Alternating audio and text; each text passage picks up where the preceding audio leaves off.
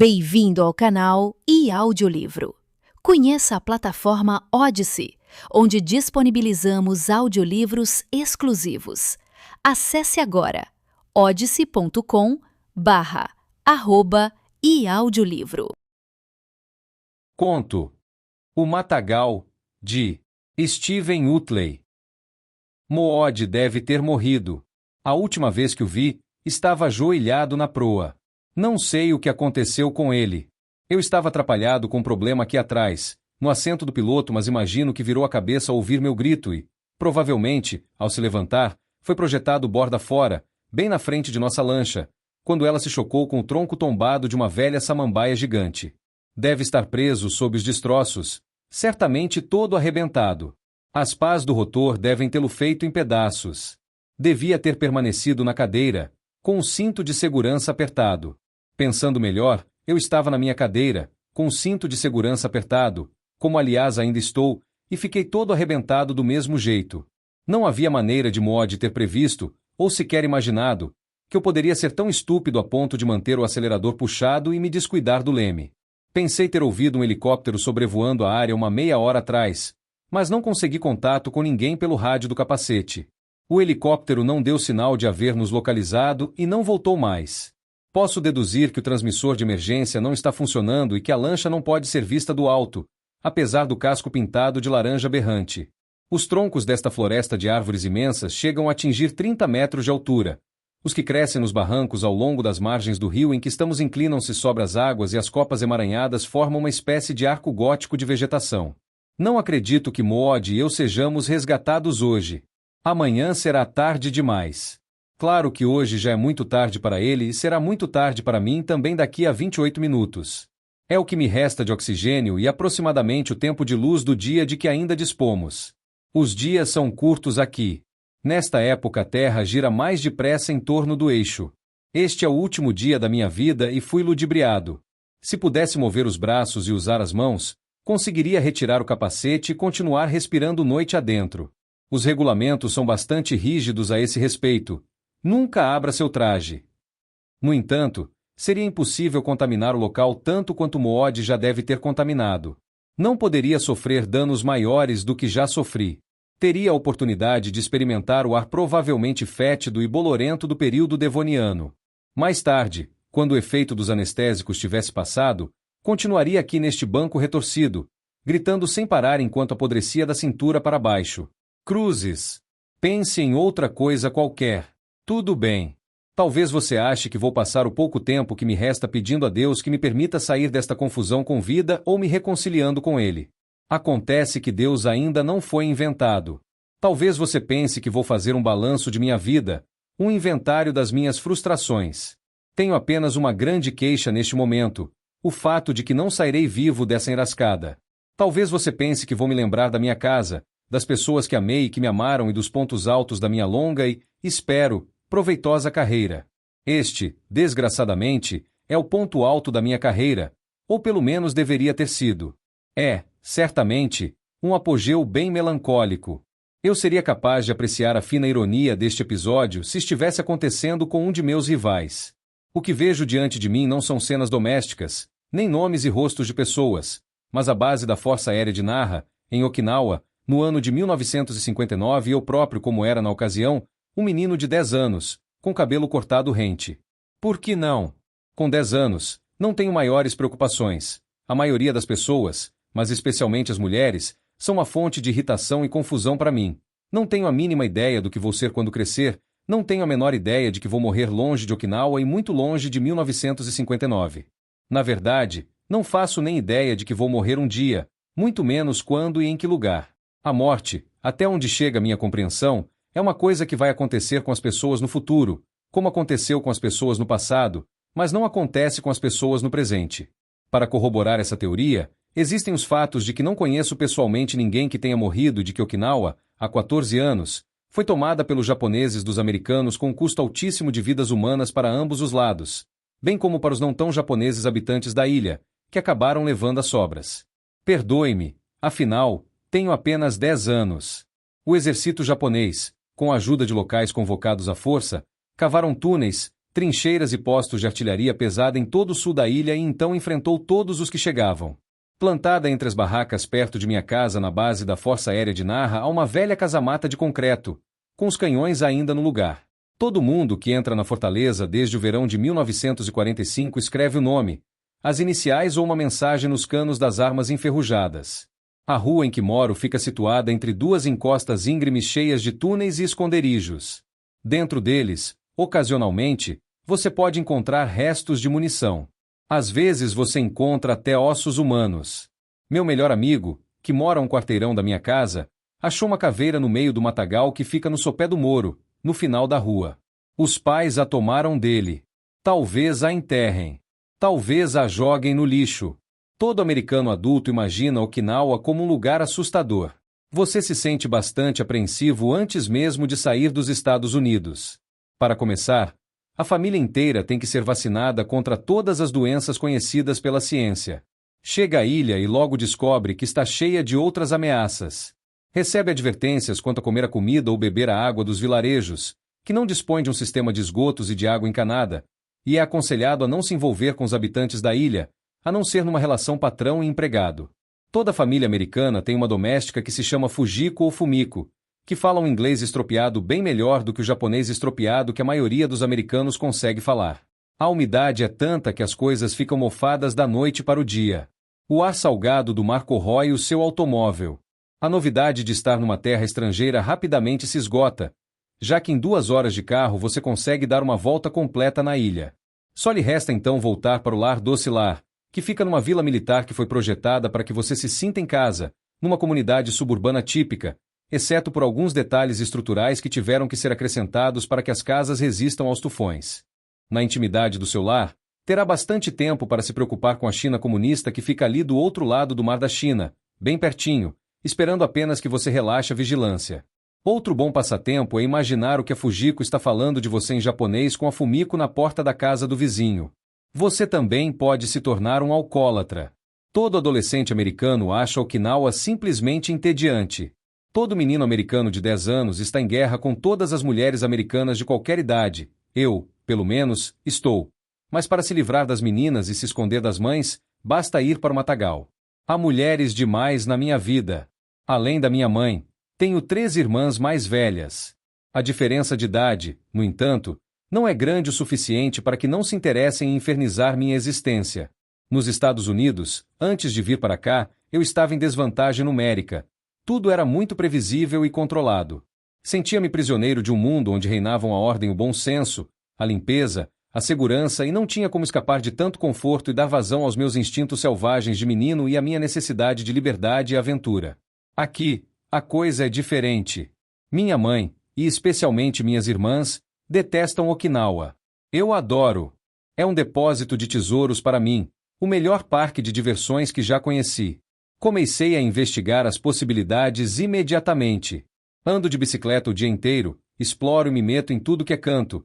Entrei para o escotismo, durmo ao ar livre e volto para casa cansado, feliz e mais sujo do que no mais delirante dos meus sonhos e no pior dos pesadelos da minha mãe. Durante algum tempo, aquele grande canhão cheio de nomes escritos é o meu objeto favorito na ilha. Agachado atrás dele, preparo-me para combater a esquadra invasora.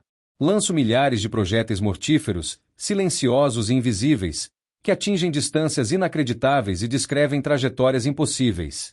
Depois dessa violenta reação, os comunistas desistem e a frota inimiga volta para a China derrotada.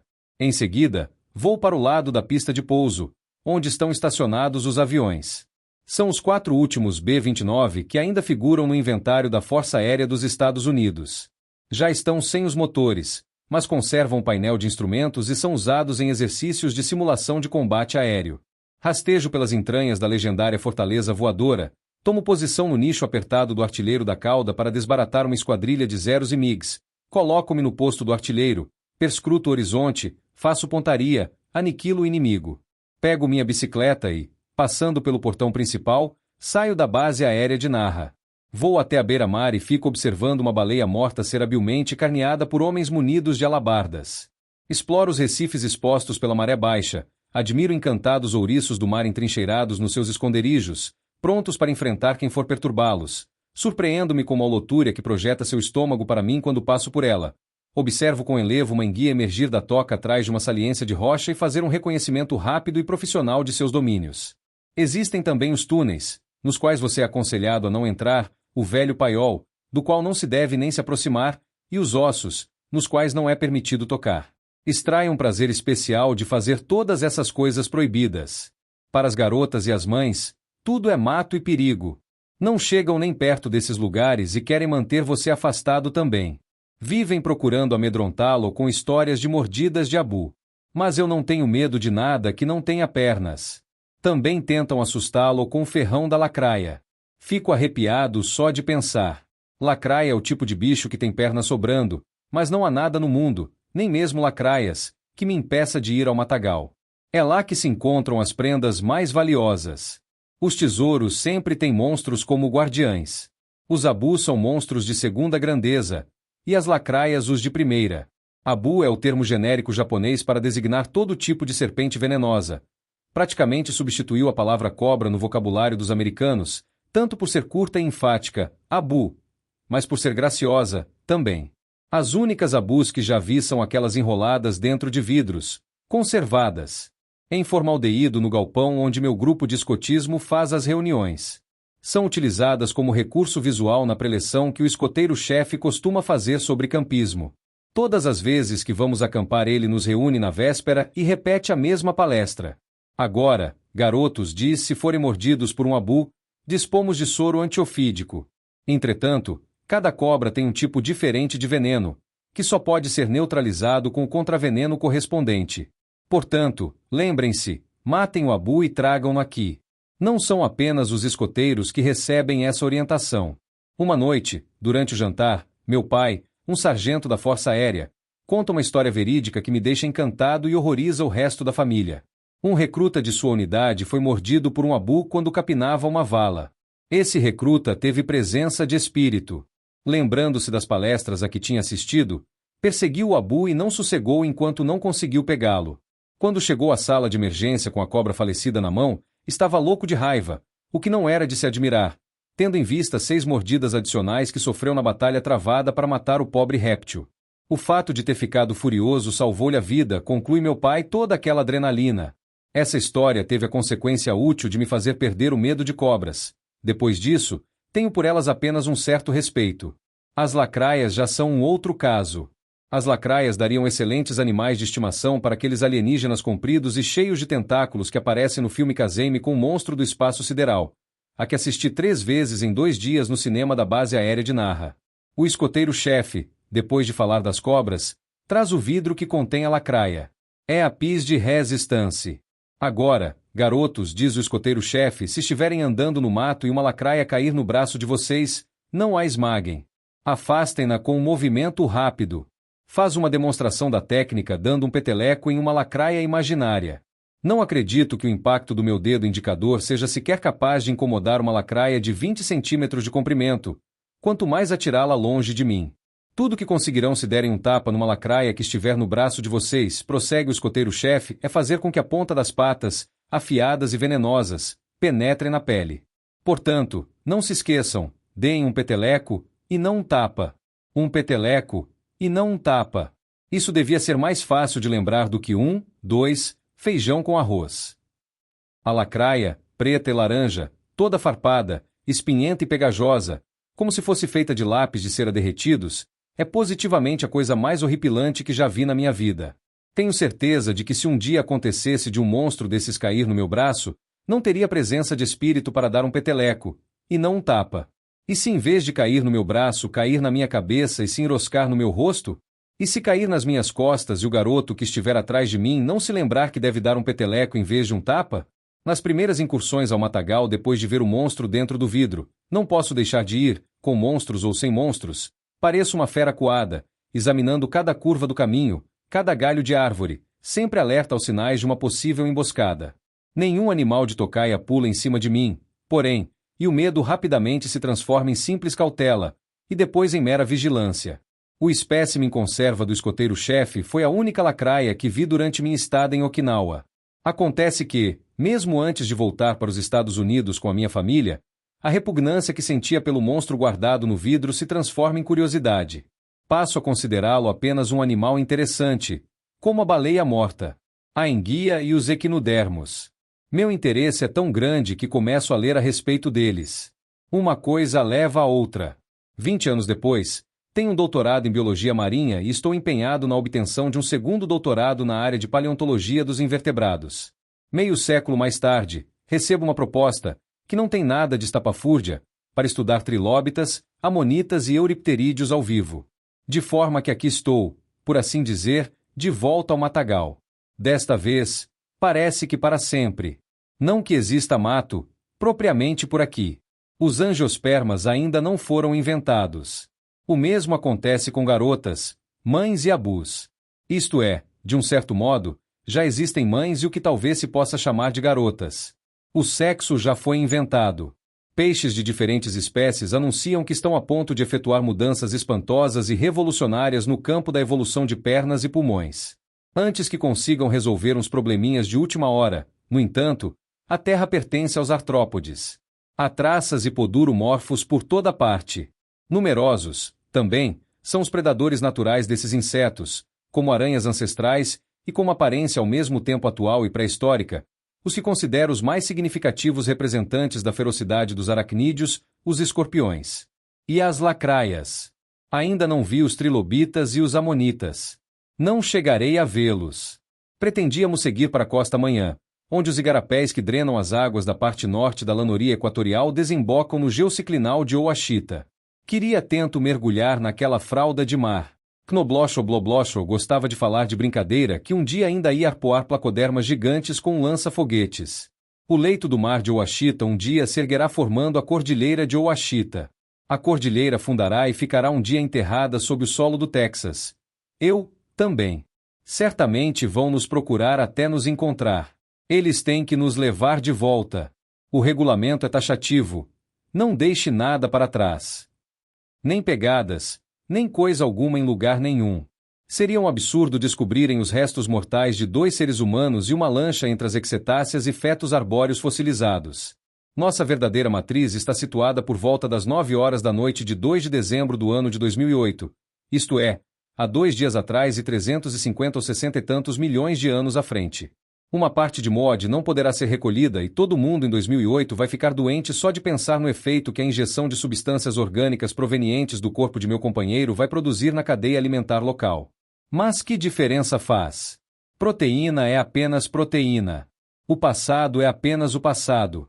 Não invejo a quem couber a tarefa de recolher o que sobrou de MOD. Restam 6, 7 minutos de oxigênio. O tempo voa. Está começando a passar o efeito dos anestésicos. Gostaria de tomar um pouco mais. Percebi o disparo da pequenina agulha que faz parte do equipamento de primeiros socorros do meu traje. Senti a picada no pescoço cerca de 1,5 segundos depois daquela explosão de dor, como napalm queimando no baixo ventre. O traje registrou o fato de que eu estava ferido antes mesmo de me dar conta disso. Boas e velhas amigas ciência e tecnologia. Primeiro os B-29, depois as máquinas do tempo e agora isto. Sinto algum desconforto na virilha, uma sensação não muito forte de queimadura e comichão. Abaixo dela, não consigo sentir nada, o que é até bom dentro das atuais circunstâncias. As drogas me mantêm calmo. Sinto-me totalmente satisfeito, considerando que estou prestes a ficar sem oxigênio. Já está bem escuro, agora, mas acho que vi um grande artrópode passar nadando perto dos meus pés, que estão mergulhados esse tempo todo. Gostaria de tirá-los da água, mas, se estivesse em condições de fazê-lo, poderia conseguir uma série de outras coisas maravilhosas. Seria capaz até, quem sabe, de sair vivo dessa confusão. Não há muito perigo de atrair atenção lá por baixo. Meu traje é autosselante. Não estou vazando sangue na água. Além disso, os bichos que nadam e rastejam no fundo do pântano já têm MOD para entretê-los. Deve ser mais que suficiente para ocupá-los a noite inteira. Sinto muito. Não devia estar fazendo piadas de mau gosto sobre o que aconteceu a MOD. São as drogas. É o choque. É a perplexidade. É o constrangimento. Tenho que rir para não chorar. MOD e eu éramos amigos. Viemos aqui ao matagal onde estão os tesouros, onde monstros, eles próprios verdadeiros tesouro, permanecem de vigília, onde, pela primeira e única vez perdi a cabeça, provocando a morte dele e a minha. Aproximei a lancha da margem para me desviar de alguns troncos caídos. Depois gritei, larguei o leme que segurava com a mão esquerda e puxei com força o acelerador com a mão direita, no momento que uma lacraia, maior que o meu braço, caiu das árvores e aterrissou bem no meu colo. Como fui estúpido! Depois de tanto tempo como tive a presença de espírito de me lembrar de que era preciso dar um peteleco e não um tapa? Fim do conto. Contribua com o canal para que possamos continuar produzindo audiolivros. Doe em livepix.gg/eaudiolivro.